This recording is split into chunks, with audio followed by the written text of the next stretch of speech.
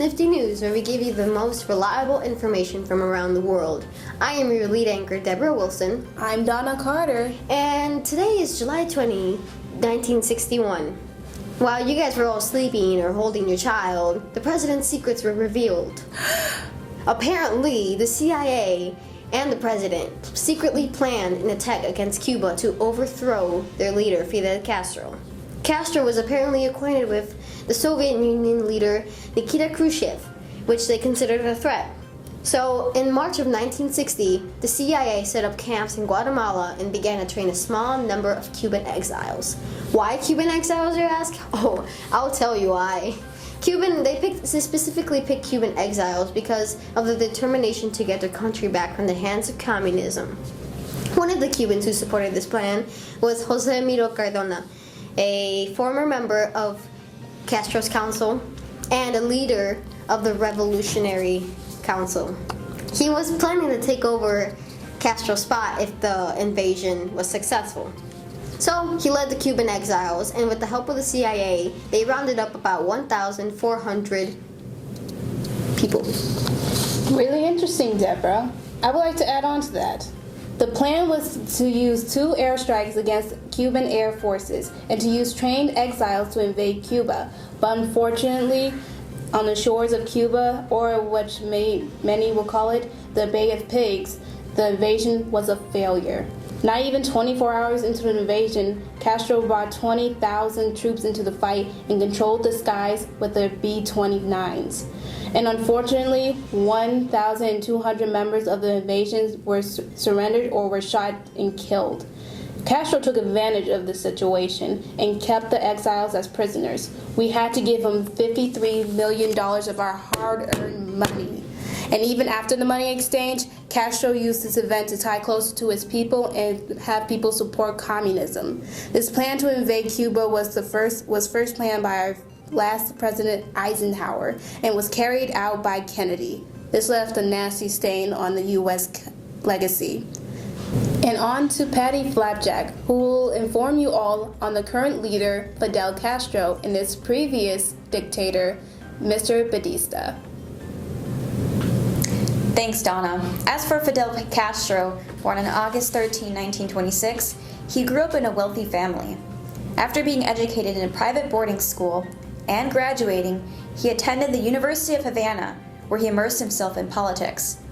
Later in 1947, he joined an expedition located in the Dominican Republic and was invited to a political party founded to reform the Cuban government. With all these personal experiences, Castro ran for president in 1951. Eventually, he formed a warfare and overthrew Cuban dictator Fulgencio Batista. Castro was crowned the new leader in Cuba in 1959. He pledged to reform, quote, social equality with his people, but already many Cubans weren't satisfied with his presidency, including us. Both the Soviet Union and Cuba united against one another to destroy the U.S. As of right now, the CIA is planning to go against Cuba, and keep in mind that an attack might occur. We're going to take a short commercial break, folks, so coming up, Donna will update you on the latest facts on Cuba. Kellogg's Pop Tarts. Eat 'em in the morning, eat 'em in the evening. Kellogg's Pop Tarts. Loads of flavors for big and little shavers. Kellogg's Pop Tarts. Try chocolate fudge, chocolate vanilla cream too. Creamy frosting, both brand new. Try the ones with fruit inside. Real fruit filling, that's Kellogg's pride. Kellogg's Pop Tarts. The ones with more.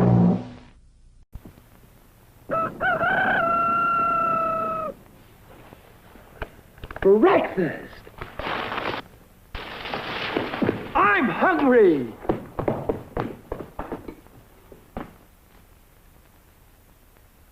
Take it from Carinkles. That's me. The best breakfast under the big top is post-sugar rice Carinkles. So crinkly, so delicious, so different. Each grain of rice in sugar rice Carinkles is carinkled with honey and sugar. It's so good, I crinkle every time I eat it. Yep, No matter what other rice cereal you've ever tried, you'll love post-sugar rice Crinkles best of all. Honey and sugar make it different and wonderful. A circus of fun to eat. So you crinkle on down to the store for post-sugar rice Crinkles, the greatest cereal treat on earth.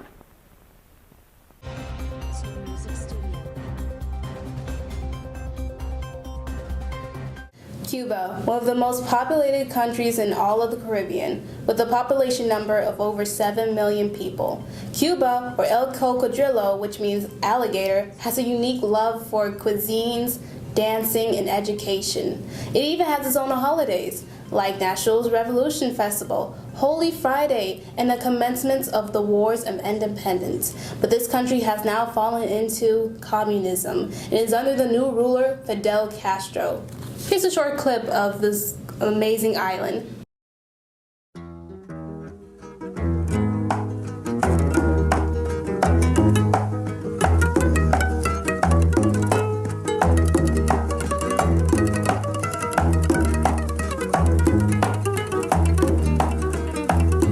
Hay por el camino del sitio mío un carretero alegre paso.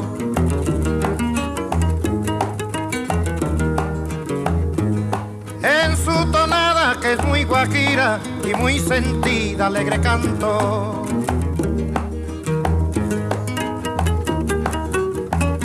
Hay por el camino del sitio mío un carretero alegre paso. Who is this person? This person did a lot of business with American companies, came into office March 10, 1952, and was eventually overthrown in January 1st, 1959. A. Andros Domingo. B. Fulgencio Batista. C. Ramon Zaidid. And D. Fidel Castro. You have 5 seconds, starting now.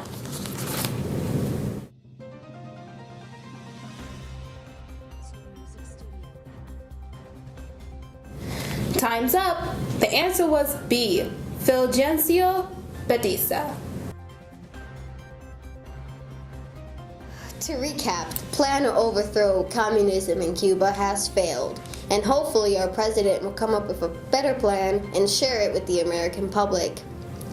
Of course, he did mislead us by saying that he was not, in fact, going to invade Cuba a few days ago in his speech, but that does not mean we should lose faith in our amazing president, John F. Kennedy.